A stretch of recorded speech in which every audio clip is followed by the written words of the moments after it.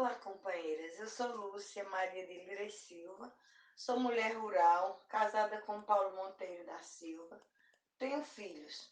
Sou formada em Geografia pela Universidade de Pernambuco, Campus Garanhuns, e com pós-graduação em Desenvolvimento Territorial pela Universidade Federal de Campina Grande, Paraíba. Tenho duas irmãs, sou a primeira filha de Maria Geni Alexandre de Lima e João Nunes de Lira. Nasci no Poço do Coelho, zona rural do município de Angelim. Vivi lá até quando casei, trabalhando na agricultura familiar. E por falar em agricultura familiar, eu não posso deixar de falar em minha mãe. Ah, mamãe era linda, tão corajosa, inteligente, quase não sabia ler. Só lia bem as letras dos livros, como dizia ela. Só tinha ido à escola particular à noite e poucos meses, porque meu pai a proibiu de ir já com ciúme porque namoravam. Minha mãe fazia todos os serviços do campo, até cortar de machado, carrear, fazia todos os serviços de fabricação de farinha. Ela fazia parte de uma família de 8 irmãos, porque a minha avó era viúva desde os 32 anos e não casou mais, e criou filhos e filhas, uma história linda de lutas e vitórias. Minha gente, falando em desafios, um dos primeiros grandes desafios da minha vida foi o acesso à educação. Aos 9 anos de idade, eu concluí a 4ª série do ensino fundamental e passei 8 anos sem estudar, porque no município não havia ensino gratuito, só até a 4ª série. Da 5ª série em diante, só havia no Colégio Cônigo Carlos Fraga, e para estudar pagava uma taxa. E meu pai não tinha dinheiro para pagar. Só voltei a estudar depois de adulta, quando o meu trabalho já era suficiente para pagar essas taxas. Depois de então, não parei mais, tanto de estudar no ensino formal, como também nos espaços de formação dos movimentos sociais, dos quais me dedico há mais de 40 anos da minha vida. Por falar em movimentos sociais, eu vou contar um pouco da minha militância na luta por direitos sociais, de classe, raça e gênero. Tudo isso iniciou no ano de 1969, quando a teologia da libertação, adotada pela Igreja Católica, estava no auge. Um dos irmãos da minha mãe, tio Arlindo, foi convidado para reorganizar o Sindicato dos Trabalhadores Rurais, que havia sido cassado pela ditadura. Ele fazia parte da comissão provisória na função de secretário. E eu, menina adolescente, curiosa como sempre, eu ia com ele para reuniões e anotava as falas e depois fazia as atas e ele botava no livro e lia no dia das reuniões. Quando constituíram a sede, eles não ficavam os expedientes formais, porque não tinha, eram trabalhos voluntários e não tinha gratificação e eles precisavam trabalhar na roça. Cada um ficava só apenas 2 dias por semana. E nos 2 dias que eram de responsabilidade do meu tio, ele me mandava ficar durante o dia e ele só ia à tarde. E durante as manhãs, que eu ficava o dia inteiro, mas durante as manhãs sozinha. Eu ficava, atendia todas as pessoas e respondia o que me perguntasse, porque, na verdade, eu compreendia muito do estatuto, porque naquele tempo só podia dizer e fazer o que estava escrito. Enquanto eu era menor de idade, era tudo muito tranquilo. Só os adultos eram vigiados, chamados pelo exército. Mas depois que eu completei 18 anos, eu já participava e continuei. mas começaram as perseguições. Logo porque então eu comecei a participar na apresentação de um programa de rádio chamado A Voz do Trabalhador Rural, que era pago pela FETAP. E aí, quase toda semana, eu era chamada pelo Exército, no 71BI, em Garanhuns, e era interrogada para saber por que eu estava lá, o que era que eu fazia. Era muito aperreio. E no município os preconceitos também eram grandes, porque eu andava sozinha, porque às vezes eu viajava sozinha com os homens. Mas tudo isso eu fui passando. Nesse período eu casei, tive filhos, fiquei trabalhando só em casa e na roça de vez em quando ajudando meu pai. E quando eu voltei a trabalhar fora, já voltei para trabalhar na FETAP. E aí na FETAP passei por vários espaços. Primeiro pelo departamento contábil, depois departamento sindical, departamento educacional, política para as mulheres, política para os idosos e idosas. Tive experiências diversas. Trabalhei no Agreste Meridional, minha região de origem. Trabalhei na Mata Sul, na sede em Recife.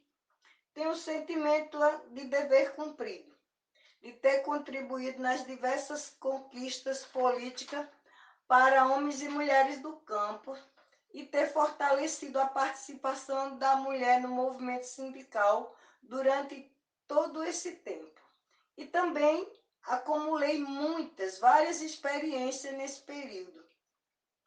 Experiência, como bem sabemos, todas são importantes, mas para falar mesmo, escolhi duas, porque essas aquecem o meu coração e a essas eu dediquei meu suor, meu amor e quase determinaram minha vida até hoje. Que aí é a construção do movimento de mulheres trabalhadoras rurais de Pernambuco e do Nordeste e a Marcha das Margaridas. Para mim é muito especial. A primeira marcha, no ano 2000, com o tema Duas Razões para Marchar, eu participei na coordenação como representante do Movimento de Mulheres Trabalhadoras Rural do Nordeste. Posso falar bem de perto da bravura das mulheres da CONTAG e das mulheres das federações, que, embaladas pela energia das mulheres dos demais movimentos, foram capazes de superar toda a tradição machista daquela época. Foi uma luta difícil, mas para fazer chegar com 5.000 mulheres em Brasília, vinda de todas as regiões do Brasil. Tudo na primeira marcha foi vitória. A escolha do nome, em homenagem a Margarida Alves, trabalhadora rural assassinada na Paraíba, amante de latifúndios. Margarida Alves, a primeira Margarida Pereira, a primeira mulher eleita na CONTAG para representar as mulheres trabalhadoras rurais. E também, nesse período, sendo incluído, sendo trabalhado a questão do feminismo no espaço rural. Foi muito importante aquele momento, a capacidade das mulheres, a superação das mulheres de estarem lutando. E um detalhe importante naquele momento, as mulheres conseguiram fazer o trajeto da caminhada usando os microfones que na véspera era um dilema porque os homens não queriam, achavam que as mulheres não iam dar conta. E as mulheres foi quem fizeram toda a locução, toda a animação. Foi muito bonito e muito importante.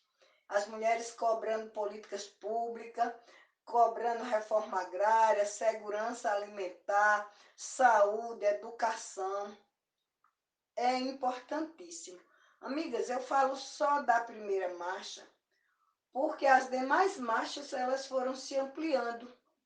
em número de mulheres e em número de conquistas. Isso só mostra a capacidade de organização e de articulação das mulheres. E aí, com relação ao movimento de mulheres trabalhadoras rurais de Pernambuco, eu sou sócia, onde atuo ativamente desde o ano de 1982, quando, na construção das estratégias políticas de enfrentamento ao machismo, ao racismo e à negação dos direitos. O processo de formação de mulheres rurais inicia-se nos anos 80. Os desafios são muitos e diversos. Alguns foram superados e outros têm nos acompanhado. Desde o ano de 1982, a minha participação também vem no movimento de mulheres trabalhadoras rurais do Nordeste. Em 1998, eu fui eleita secretária, fiquei um mandato. Nessa época, a sede era em Serra Talhada. Eu fui a primeira e única mulher eleita em um pleito com 2 chapas. E eu concorria com uma companheira que trabalhava já internamente e muito mais preparada do que eu. Imagine o trabalho que foi cuidar das diversas opiniões, encarando as distâncias entre os estados. Eu praticamente abdiquei da minha vida particular.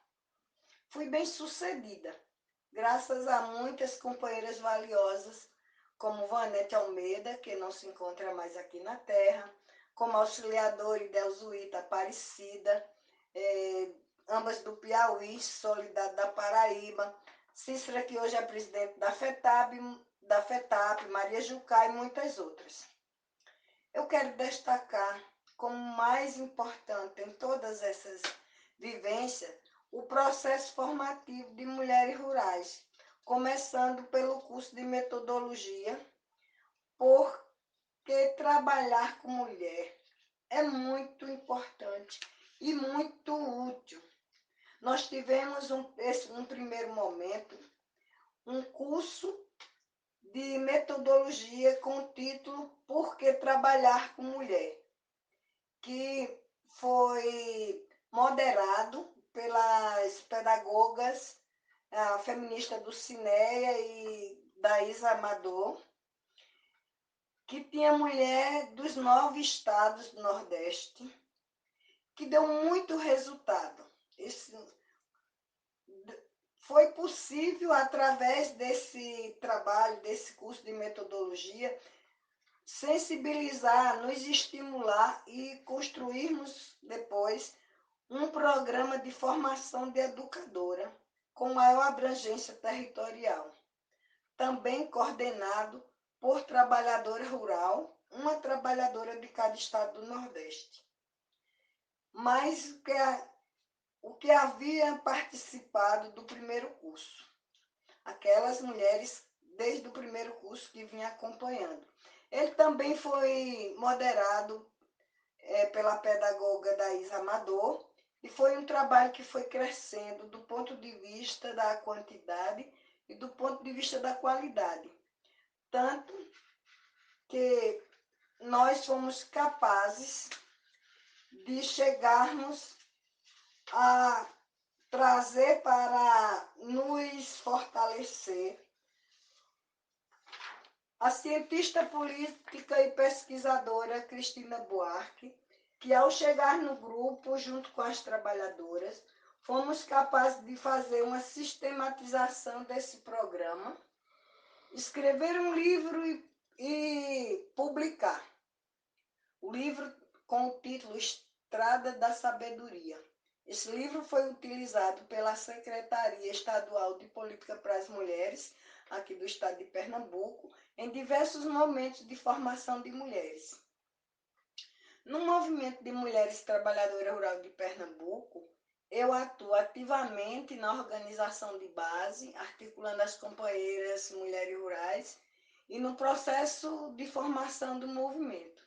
No ano de 2017, coordenei a execução da Escola de Educadoras Feministas no município de Angelim, em parceria com o Movimento de Mulheres Trabalhadoras Rurais de Pernambuco, o Movimento de Mulheres Trabalhadoras Rurais do Nordeste e a Prefeitura de Angelim, através da Coordenadoria de Mulheres. Uma comprovação que o nosso processo de formação, construído durante 34 anos, em conjunto, Movimento de Mulheres do Nordeste e de Pernambuco, foi transformando-se em tecnologia social e aplicável. Em 2017, ele é consolidado como uma tecnologia social e aplicado com o título Escola de Educadoras Feministas. E atual é nossa maior fonte de inspiração de formação dentro do movimento. É uma escola construída por mulheres rurais e isso diz muito sobre nós enquanto movimento, enquanto sujeitas do campo. No ano de 2018-2019, participei da grande mobilização que nós, do Movimento de Mulheres Trabalhadoras Rurais de Pernambuco, fizemos para construirmos juridicamente o movimento. Porque diante de tantos ataques e retrocessos vindo dos desmontes das políticas públicas que nos atingem diretamente e cotidiano, isso se faz muito necessário e importante. A nova experiência, hoje, para mim, é estar na qualidade de gestora na Coordenadoria Municipal de Política para as Mulheres, na Prefeitura de Angelim. Espaço esse conquistado através da luta, tanto minha como de muitas outras mulheres. É um espaço que eu considero de grande importância, um lugar de construção de políticas públicas para mulheres, um lugar de formação política para as mulheres, um lugar de busca de igualdade, de enfrentamento a todo tipo de violência. Em setembro de 2019, realizamos uma conferência municipal e, dentre as nossas principais definições, duas eu quero destacar. A formação em relações sociais de gênero para crianças e adolescentes e jovens e o enfrentamento à violência doméstica e sexista. Nesta caminhada, eu nunca estive sozinha. Importantíssimas mulheres estiveram comigo e muitas ainda estão. Eu vou falar apenas algumas primeiras e que continuam até hoje. Juraci Gesilda, minhas irmãs, Silvia de Riacho, auxiliadora de São José de Belmonte, Georgina Reis, ou Georgina da FETAP, Maria do Carmo, também chamada de Madinha, Hilda de Surubim, Elisete de Pombos. Mas eu quero também agradecer a todas as mulheres que chegaram comigo e que estão nessa caminhada, as que estão chegando agora, porque todas nós é quem venhamos e estamos construindo todo esse trabalho. Eu quero agradecer também a alguns homens que fazem parte da minha vida, como Paulo, meus filhos, meu sobrinho, e os poucos amigos que têm contribuído com essa luta. Falei sementes da minha história, amigas, que sem dúvida há muitas outras a ser faladas e vividas nesse celeiro que é a vida na Terra. Atualmente, estou nesse distanciamento que começou no dia 20 de março, como medida de prevenção nessa pandemia, nesse Covid-19, nesses desafios. Momento de muito desafios para mim, porque a partir dos meus 7 anos de idade eu nunca vivi apenas em casa. Minha rotina sempre foi casa, escola, roça. Depois de adulta, isso continuou até hoje. Tudo isso em busca do sustento para mim e minha família, mas também na luta por direitos. Mas esse também é um momento de grande aprendizado, de olhar sobre mim, sobre o mundo e como tudo isso nos afeta e nos transforma. nesse processo de ressignificação, de resistência e reexistência que eu venho vivendo meus dias, desde o meu nascimento. E por falar em nascimento, dizer que já se vão 66 anos. Eu quero aproveitar e dizer para vocês que em tempos de pandemia, esse tempo que tanto nos desafia, eu quero deixar aqui para todas vocês, mulheres rurais e urbanas, o meu abraço, o meu carinho e que ele possa alcançar cada uma de vocês. E que vocês saibam que nunca estão e nem estarão sozinhas. Onde essa história lhe encontrar, sintam-se acolhida, mesmo que eu não esteja materializada. E eu quero deixar uma frase, uma mensagem para vocês de uma autora desconhecida.